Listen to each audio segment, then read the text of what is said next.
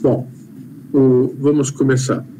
Alguém pediu, não sei se foi a Leia, mas alguém, não sei, para repetir alguma coisa do simpósio, que era uma coisa muito, assim, que era muito bonita, mas que mereceria voltar ao tema, para a gente não esquecer o tema. E me parece que uma das referências indiscutíveis de que foi assim, muito abençoado por Nossa Senhora foi aquela explicação sobre Nossa Senhora, como compreender Nossa Senhora contemplando a ordem do universo. Lembra ou não? Foi feita numa noite, mostrando que as relações que existem no universo, entre os seres do universo, são relações muito harmônicas.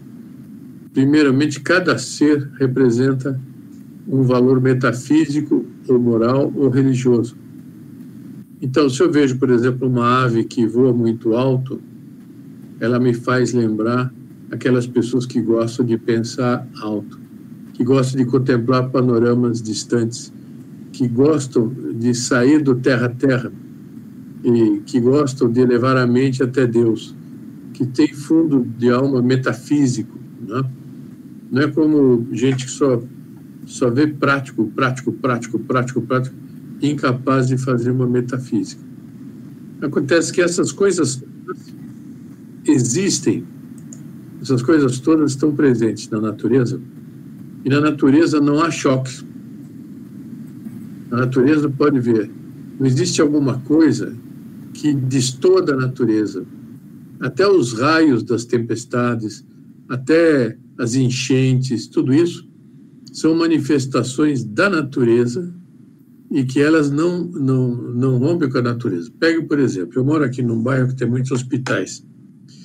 E aqui, o dia todo, tem dias, sobretudo, que sobrecarrega de ruídos de ambulâncias. Então, tem as sirenes das ambulâncias, depois tem as sirenes das polícias, depois tem os barulhos dos automóveis, tem aquelas motocicletas que são super barulhentas, tudo isso fere a natureza. E o homem, quem mora aqui, está perpetuamente agredido de uma maneira antinatural, agredido com a violência contra a sua natureza. E isso é algo que, se a pessoa não responder, se ela não rejeitar, ela vai ficando deformada com o hábito de considerar normal essas coisas. Tá claro? E aí a gente vê aquilo tudo que destoa do que seriam as virtudes de Nossa Senhora. Então, por exemplo, os prédios moderníssimos, esses barulhos, os veículos de um formato cada vez mais feios, e daí para fora. Compreende bem isso ou não? Sim. Está bem claro? Bom, então vejam como é que são as coisas. Vejam como é que os protestantes, por exemplo, eles não sabem ler nem interpretar a Bíblia verdadeira. Começa que a Bíblia deles é cheia de modificações que o Lutero fez. Mas existem textos da Bíblia, do Antigo Testamento, que falam explicitamente de Nossa Senhora e que eles, pura e simplesmente, não têm a menor condição de compreender, porque eles são obliterados, eles são fechados na compreensão das coisas.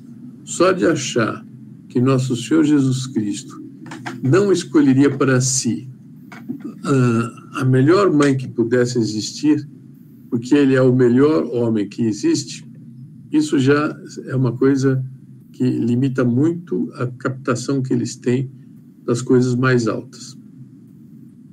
Estou claro até aqui, não? Bom, então, vamos fazer o seguinte. Eu vou projetar um texto que nós vamos ler em conjunto e que é muito bonito. E que é o seguinte. Esse texto é a epístola do dia 8 de dezembro. Lembram que festa é 8 de dezembro ou não? Quem se lembra? É de Imaculada Conceição, né? Isso, Imaculada Conceição, né? Bom, Nesse dia, a liturgia tradicional da igreja escolheu para ser lida no lugar da epístola um trecho do livro dos Provérbios, capítulo 8, do parágrafo 22 ao 35, 33 ao 35. E vão ver como, desde toda a antiguidade, Nossa Senhora foi concebida.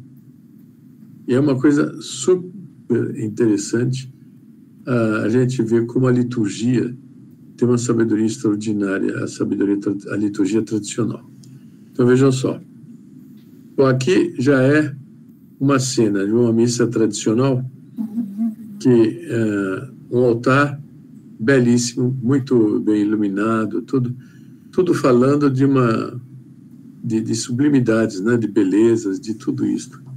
Eu não conheço o padre, não posso dizer uma palavra sobre ele, só sei que a minha impressão é que ele está sem batina, mas, de qualquer maneira, ele está usando os paramentos tradicionais, os acólitos também estão vestidos de acordo com os paramentos tradicionais. E o pessoal que assiste, a gente percebe uma prevalência de cabelos brancos ou grisalhos também aí nessa foto. Bom, mas o que acontece? A liturgia tradicional tem uma sabedoria extraordinária. E nós vamos ver isso pelo texto que a igreja escolheu para fazer a liturgia do dia 8 de dezembro. Essa daqui é um texto explicativo antes de entrar propriamente no texto dos Provérbios. E é uma coisa que eu confesso que acho muito carente essas explicações. Não o texto da liturgia em si, mas as explicações da liturgia, raramente elas são muito combativas, raramente elas têm muita fortaleza, né? Mas, enfim, veja o que ela diz aqui. Poder e presença eterna na mente de Deus. Quer dizer que o que vai ser dito aqui sobre Nossa Senhora fala da presença eterna na mente de Deus. Quer dizer, Nosso Senhor, ele sabia que ia criar. Ele não precisava fazer a criação, mas ele sabia que ia criar. E quando, vamos dizer assim, uma linguagem não técnica, quando ele determinou o plano da criação, a primeira criatura que ele imaginou foi aquela criatura mais elevada que seria mais parecida com ele de toda a criação. E, em função disso, todo o resto da criação passaria a existiria em função do primeiro ser que ele concebeu. Não só o primeiro enquanto tempo, mas primeiro enquanto também categoria, elevação, perfeição e tudo. Então, veja só. Poder e presença eterna na mente de Deus. Solicitude com os interesses dos homens, que podem, ouvindo-lhe os conselhos, encontrar os caminhos da salvação. Tais são os predicados da sabedoria eterna.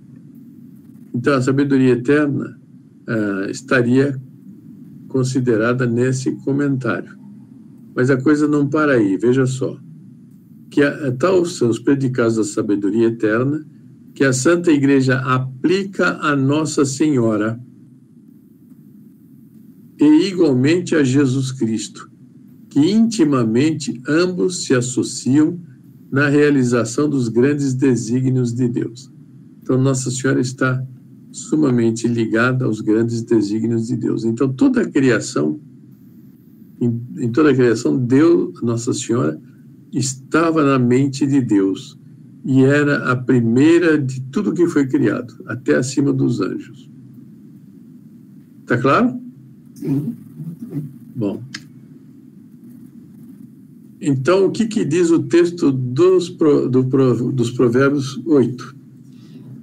Pertenci ao Senhor logo no início dos seus caminhos. Portanto, como o nosso Senhor não tem começo, nem terá fim, desde toda a eternidade ela já estava na mente de Deus. Então vejam, ainda antes dele ter criado, fosse o que fosse, quer dizer, antes de Deus criar tudo que ele criou, Nossa Senhora estava na mente dele. Fui constituída desde a eternidade, em época remotíssima, ainda antes de o mundo existir. Percebe? Isso é meio misterioso, mas é muito bonito. Quer dizer, Deus, primeiro, contemplando a si próprio, gerou a segunda pessoa. Mas a ideia da criação fez com que ele concebesse, em primeiro lugar, Nossa Senhora. Quando fui concebida, ainda não havia abismos, nem as fontes tinham brotado, nem se tinha erguido a mais imponente das montanhas. Vim à luz antes de se altearem as colinas, quando ainda não tinha feito nem a terra, nem os rios, nem os polos do eixo do globo. E veja que aqui Nossa Senhora põe tudo elemento da natureza. Está claro? Bom, quando submetia os abismos ao curso de leis invioláveis, quando estendia os espaços siderais e punha em equilíbrio as fontes subterrâneas, quando fixava os limites ao mar e lhe impunha não violá-los, quando lançava os fundamentos da terra, eu estava com ele, dispondo todas as coisas e deleitava-me sem cessar. Jubilosa por me encontrar ao seu lado, brincando sobre o globo da terra e deliciando-me por viver entre os filhos dos homens. Isso aqui é super misterioso, deixa qualquer quadrado completamente mistificado. Isso é um mistério, mas é que Nossa Senhora, na mente de Deus, ela já tinha todo o papel que ele deu para ela quando ele realizou a criação. Agora, meus filhos, ouvi-me. Felizes os que seguem os meus caminhos. Aceitai os meus ensinamentos e cultivai a sabedoria, não os rejeitando. Feliz o homem que me encontra, é o ser humano que me encontra, e que permanece constantemente de vigia à minha porta, sem nunca deixar os seus umbrais. Alguém poderia dizer, isso aqui se refere à sabedoria.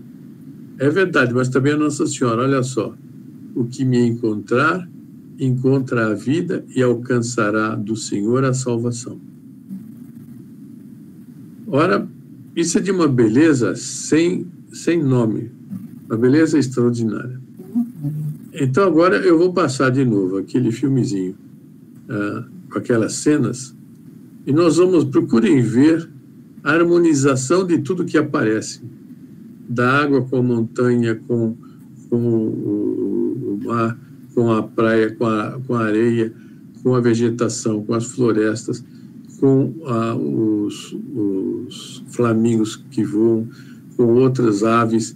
Vejo como tudo isso combina sem criar uma desordem na criação. Tudo se harmoniza, tudo é ordenado. E a combinação das coisas que esses elementos simbolizam, a combinação expressa como é bela a harmonia que existe das virtudes na alma de Nossa Senhora.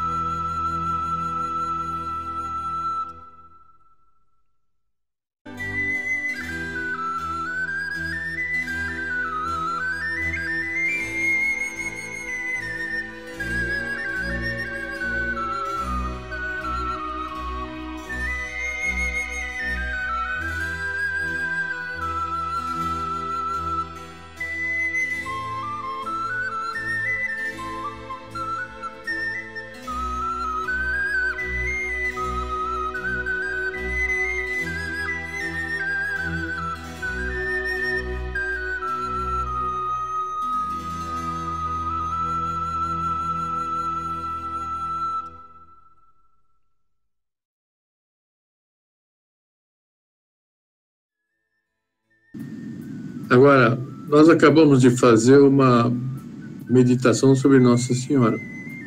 Essa é uma meditação religiosa sobre Nossa Senhora. É a maneira de ver, de contemplar as coisas criadas sob o prisma religioso. É a única maneira que a gente deve a maneira razoável de contemplar o universo.